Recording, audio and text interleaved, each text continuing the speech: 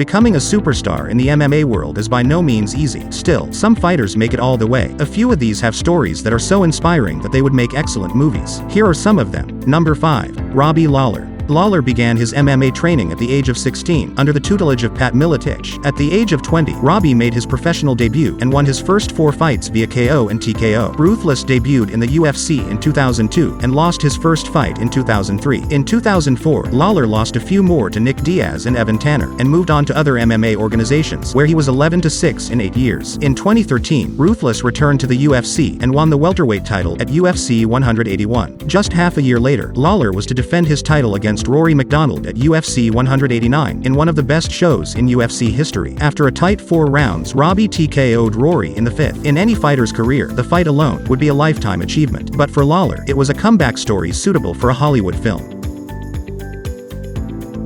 Number 4. Anderson Silva. Silva was born in a poor family in Brazil, where he grew up with his aunt and uncle. He began his MMA training with other kids in his area, and as a teenager, Silva started at Taekwondo, Capoeira and Muay Thai. Anderson worked at McDonald's and as a file clerk before starting his MMA career, and left the sport at one point to start a car washing business. The Spider made his MMA debut in 1997 in Brazil, before moving to Japan to fight. Silva debuted in the UFC in 2006, and went on to become one of the greatest MMA fighters of all time. That same year, he won the UFC Middleweight Championship and went undefeated until 2013, giving him the longest title period in UFC history, holding the belt for a staggering 2,457 days before eventually dropping the title to Chris Weidman.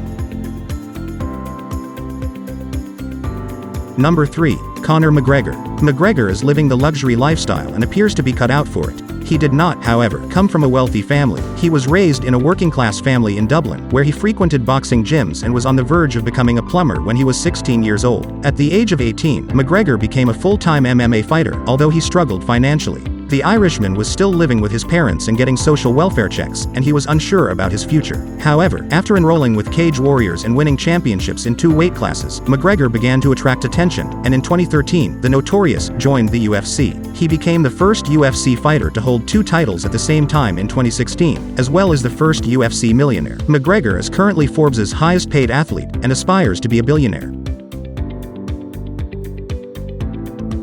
Number 2. Daniel Cormier. Cormier, the former UFC light heavyweight and heavyweight champion, has had one of the most difficult paths to stardom. When Daniel was 7 years old, his father was murdered, and when he was 24, his 3-month-old daughter was killed in a car accident. DC developed renal failure while attempting to make weight for the 2008 Olympics.